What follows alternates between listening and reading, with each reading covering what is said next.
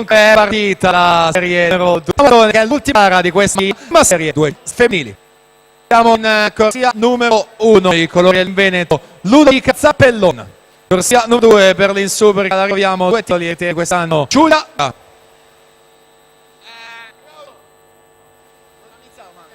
Corsia numero 6, i colori del team Veneto, in precedenza la vittoria dei 100 metri, tutte già le maggiori che lei, abbiamo Ilari Sinato. Corsia 5, le maggiori K14 per le Fiamme, ma Lizzi, 6 per il Veneto, Lucrezia Delantone. Corsia numero 7, i colori del Lissani. Numero 8, il Veneto per lei stamattina, velocità pura, essendo specialista, gli 800, 1500, anche 5 km in avvenire, campionessa europea, bronzo in vasca, finalista ai mondiali, 3 record italiani tiene per i ragazzi junior, Giulia Salin, Team Veneto. Eleonora Brotto, tanto anche lei sa tagliata in categoria nelle gare dei 400 nazionale giovanile a Piombino agli Euro Junior in acque libere, portatori del Team Veneto.